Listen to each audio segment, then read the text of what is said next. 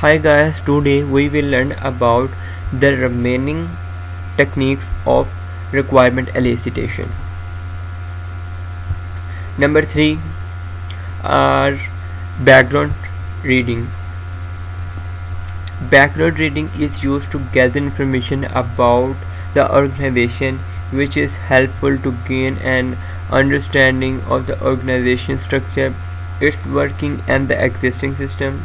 Background reading technique is not solely used for eliciting requirement because you cannot get the real user needs by just studying the existing documents.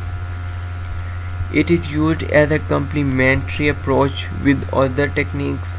Source of information: company reports, organization chart, policy manuals, job descriptions, reports, documentation of existing system, etc. Appropriate for when you are not familiar with the organization being investigated. Background reading, pros and cons.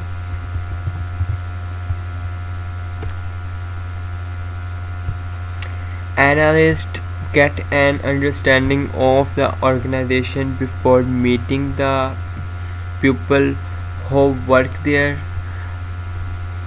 Helps analysts to prepare for other types of fact-finding. Example, help to prepare questions for interviews and questionnaires. May provide detailed requirement for the current system. Cons: Number 1. Written documents often do not match up to reality. Number 2. Can include much irrelevant detail. Number 3. These techniques cannot solely be used for gathering requirements because of absence of user involvement.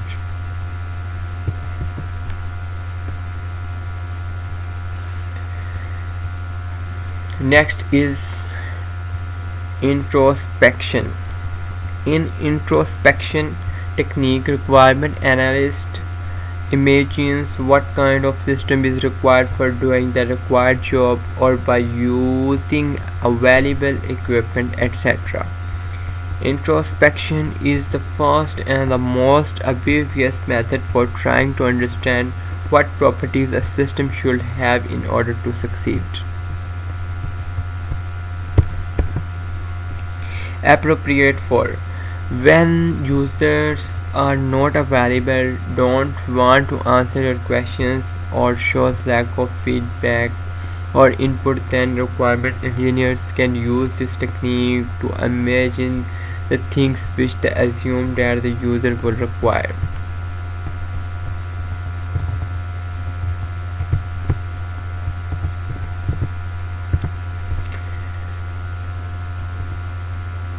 Introspection, pros and cons. Pros: introspection is an easier technique to apply. Cons: Number 1. Introspection can be very inaccurate at times because requirement analyst imagines what is required rather than asking from the user what is required. Number 2. This technique is unlikely to reflect the stakeholders' goals and actual user experience. Social analysis. Number 5 is social analysis. Social analysis is also known as observation. Observation is a process of collecting requirements by observing the pupil doing their normal work. This method is used to find the additional requirements needed by user when the user is unable to explain their expected requirements.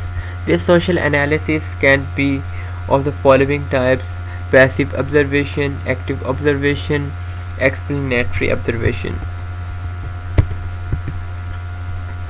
Passive observation.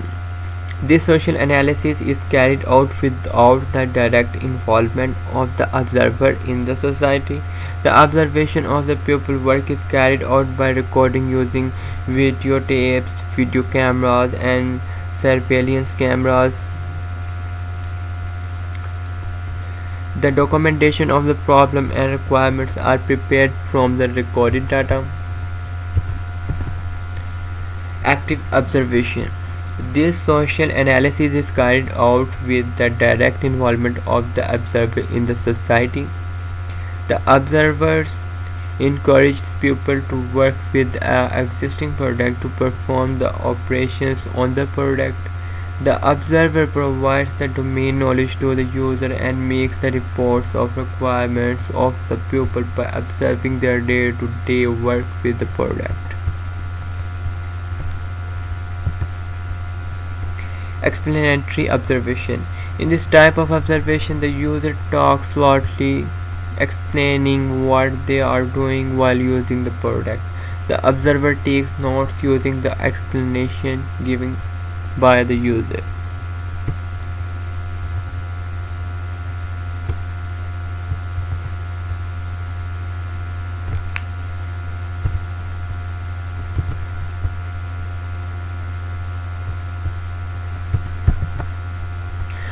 Number 6 is storyboard. What is storyboard? A storyboard is a diagram showing the screens that make up the user interface of a system and how you navigate between them.